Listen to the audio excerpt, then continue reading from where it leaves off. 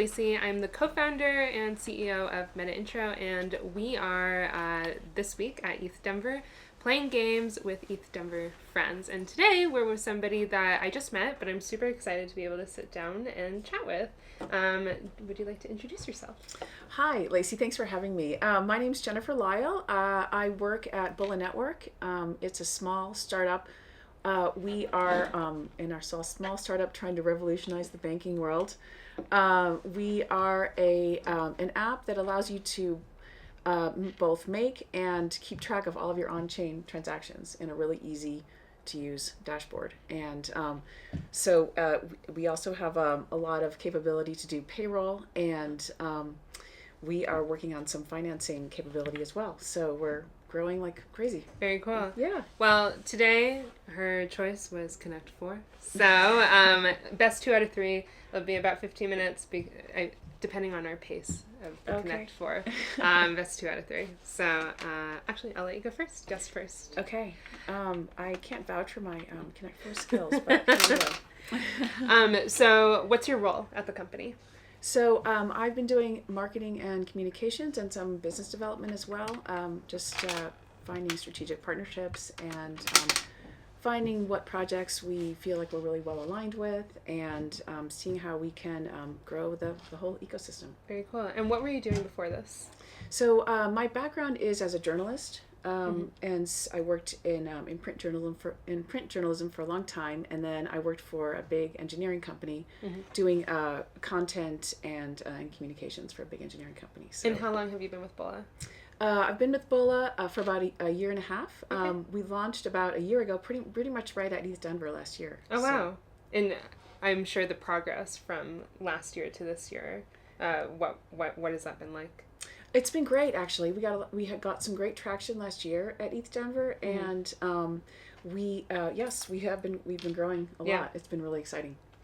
You're next. Oh.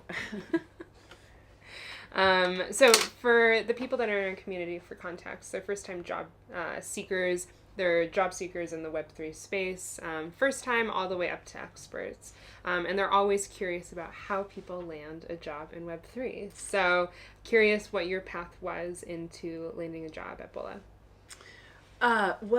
It's like I said, it's a very small startup, and we just kind of connected. Oh, shoot. No. Because of my background working in doing technology communications for a big engineering company, I was interested in innovative spaces, and Web3 being a very innovative space, it really appealed to me. And it was it's a small world still in a lot of ways, and so it was just sort of a mutual connection. And I think with a lot of people in Web3, the skills that you have in Web2 are very viable for Web3. So I didn't find that I needed super specific Web3 skills, but a willingness to learn about the technology, and the community is still small and growing and open, and so it's been a great opportunity to learn a lot and be a part of a growing really like a movement, I would say. I'm sure you've learned a ton by working for a Web3 company, and so this is the first Web3 company that you've worked for. This is the first Web3 company I've worked for. Yeah. Wow. Yeah. And you were learning on the go, essentially. Learning on the go, and using the technology, and learning, as I'm using the technology, learning more and more about it as well. And I think that's something that's interesting about the Web3 space, is that by using it, you're learning it, and you're growing your knowledge base and asking questions, and then everything, it's sort of all feeding on itself, because we find that, say, with our clients who want to, say, do something that we haven't really thought about yet, but we're really open to working with them, and so we've developed some of our more recent tools have been developed because of the need for it, which I think is a really interesting thing about Web3, is that sort of the need is driving a lot of these innovations. So tell me about the team. We have a small team, but really good, very core group of devs who've been working together really hard for the last year. And so, like I said, it's a new project. So and then we have UI UX, and we are potentially looking to grow marketing and sales a little bit. Okay. Because, yeah. So how do you hire? Like, so you're just starting to have that conversation of, hey, I think we need to hire. These are the roles that we need to hire for.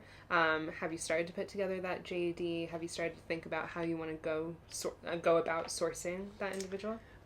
It's interesting that you're asking that because, yes, we're starting that process. Yeah. And because we're small, and I think this is the case with most small projects, it's, whoever is hired for any of the roles, really, it's going to be very flexible. Yeah. But I think in some ways, as you were saying about someone who's just starting out, I think that's in some ways the best way to start out, is to just start out with something that's super flexible, where you really learn from the ground up how an organization is built and how it grows and what you can do to contribute. And I think instead of being sort of locked into one role, you could learn about a lot of different roles. Yeah, the perks of working for an early stage startup. Yes, for sure. The many perks. Yes. Yeah. Okay, so I don't know. You're next. Okay, let's see. When's the last time you played Connect 4? It's got to be several years.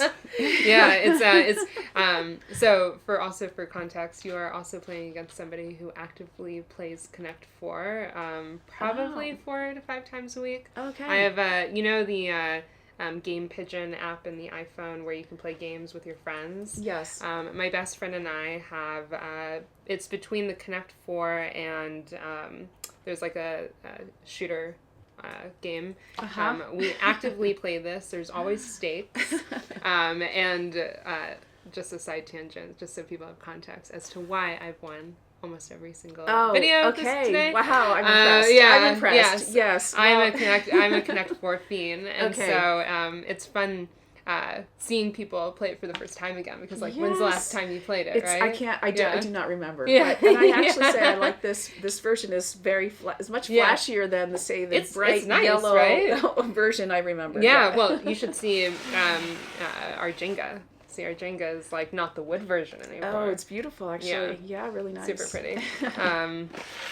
I saw this on Instacart. I was like, bye. Purchase.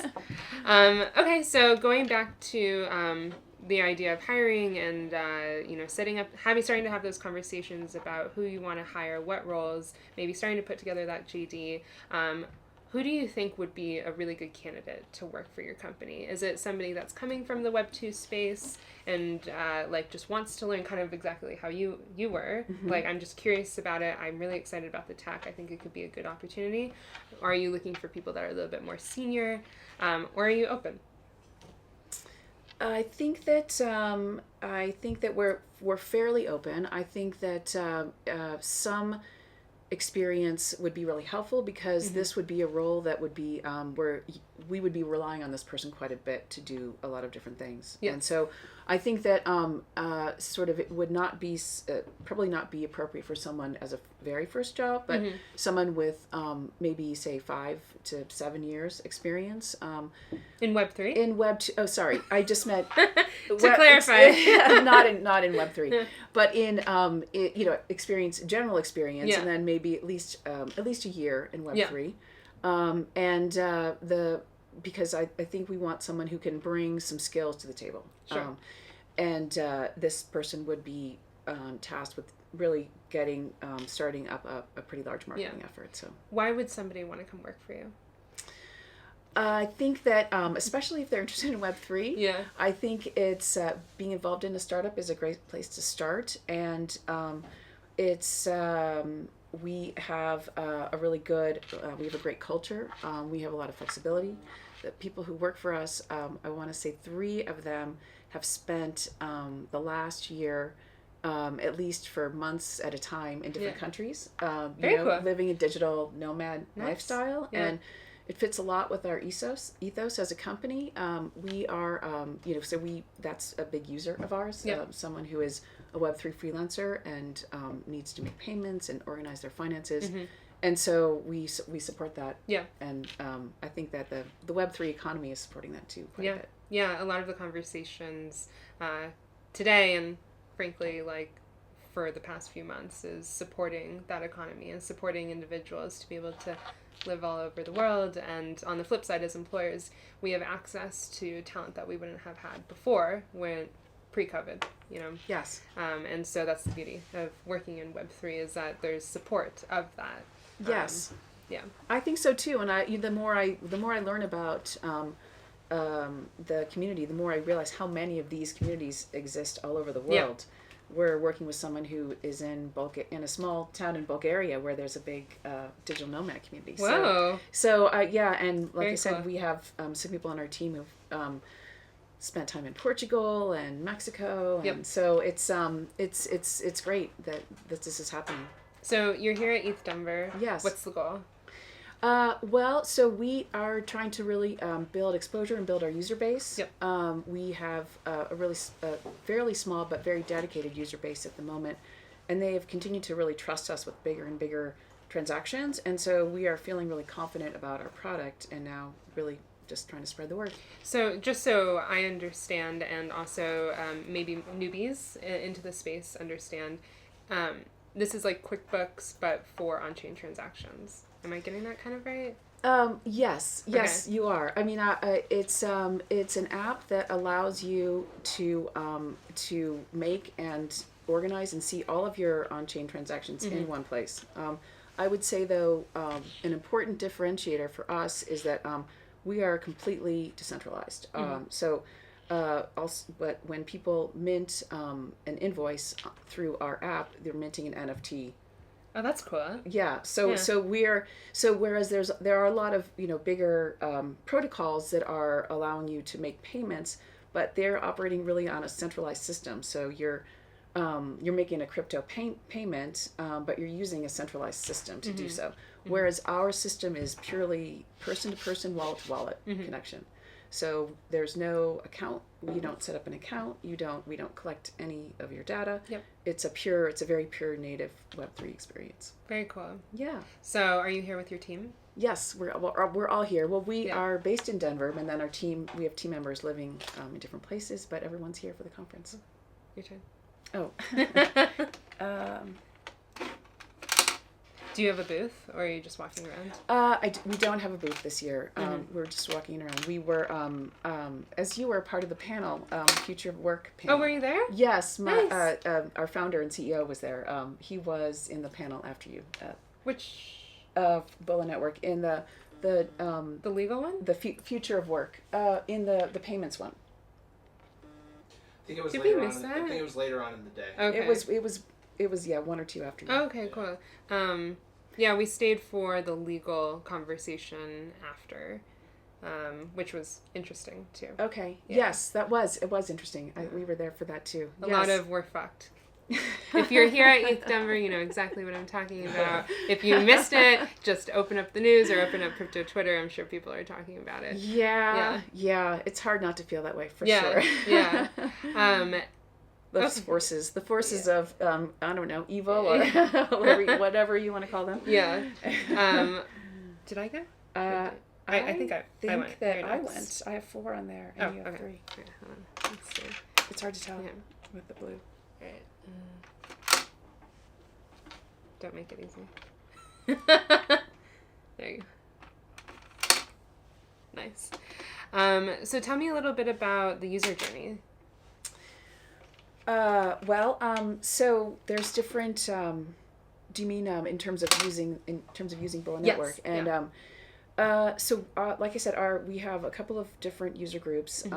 One is the digital nomad who is invoicing their employer in crypto. Yep. And using, it's a one-step onboarding process. It's just really a very simple wallet connection, and then the minute you make the wallet connection, you have a dashboard is created for you, and we're on 12 different chains, and Wow. you can use any ERC20 token, and we also are launching next week a feature that allows you to upload all your past transactions into that same dashboard. So you really are going to be able to have like a 360-degree view of all of your online on-chain transactions, and so that's sort of like from the Web3 freelancer point of view, and then from the sort of the small DAO or the small Web3 company point of view, we have those entities who are invoicing, have like a global workforce, paying them in crypto, and so uploading a CSV file with all of their payroll transactions, and so they're able to, on their side, use that functionality to pay their workforce. Very cool. Yeah, and the minutes an invoice is minted, the minute a payment is made, then it's updated for everyone because it's all on chain. What does that look like when you say minting the invoice? What does that look like? What does the NFT look like? It's a transaction code, and so we're working on a little bit more flexibility with that. You're going to be able to actually factor that invoice if you want to, and do some buy now pay later financing on that invoice. And so but right now it's a code, and it gets sent to the wallet address that you're invoicing, and that person can, with one click, sort of make the payment and execute it, but then it's updated for everyone. Got it. So it's not like, so the people that are listening, when you say mint an invoice into an NFT, they're probably thinking of like NFT, like art NFTs. Like an art NFT. Yes. No. So you're introducing, so you're introducing like, not like this isn't the first time, but like this is a conversation of utility of NFTs. That's not art. Exactly. And so, to somebody that's listening might be thinking like, is it like physically an invoice? Like, and is it a picture of it? But you're talking about something it looks a little bit different. Yes, and in fact it does. When you go to actually create the invoice, you're filling out a form that is like a transaction form. Gotcha. But then the way it executes is through, it gets sent as a code that you can pay in one click. Very cool. Yeah. Oh, is it me? I'm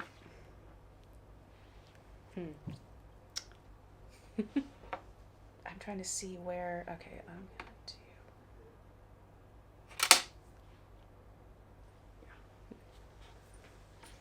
I don't know. I think I got you. No, I'm kidding. There was another game earlier today where there was another person watching, and they're like, they've got you. And I'm like, what do you see that I don't see? I don't know. Yeah.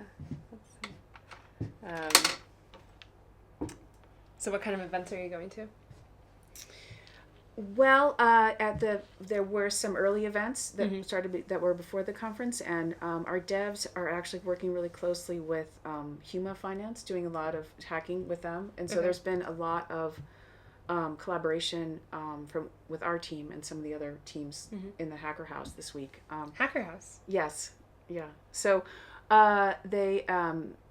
And then the other events, we were at the DeFi stage quite a bit today, actually, in the Sport Castle. Really interesting talks actually on use cases, which is obviously something that we're really, which is near and dear to us, because we're really trying to build use cases and finding that's really appealing for people to understand. Try to spread the usage and the ecosystem. The line was like around the corner to get in, right? It was for registration.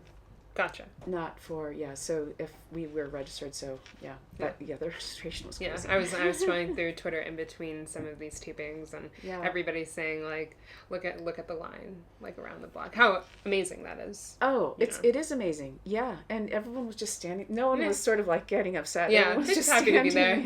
Like, what are you building? What are you building? Yeah, exactly.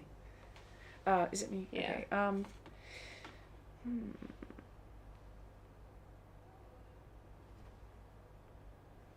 Oh, I see.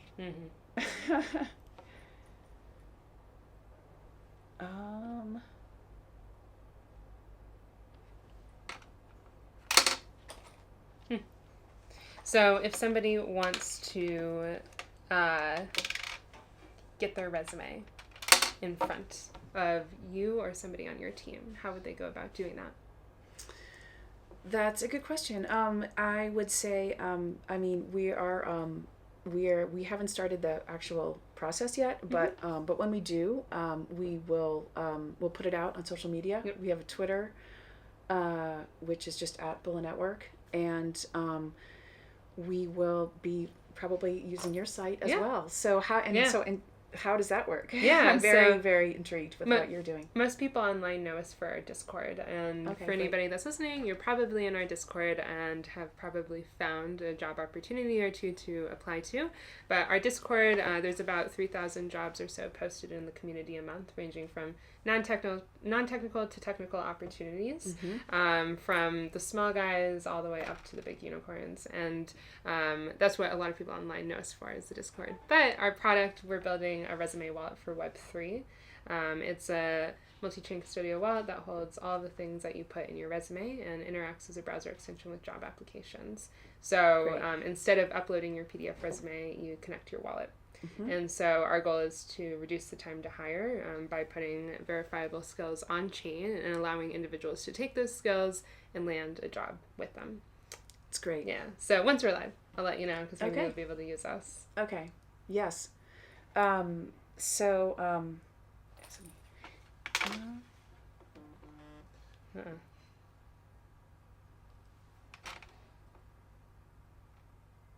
Oh, I don't want to do that.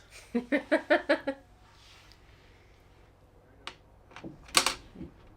sure?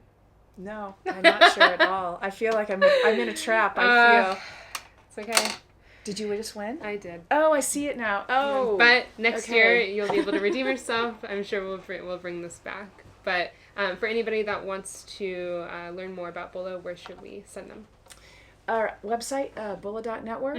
And we're on Twitter at Bulla Network, and we have a really lively Discord channel, and we're on Twitter. Cool. Well, thank you so much for coming in, and thank you for watching. We'll catch you later. Thanks.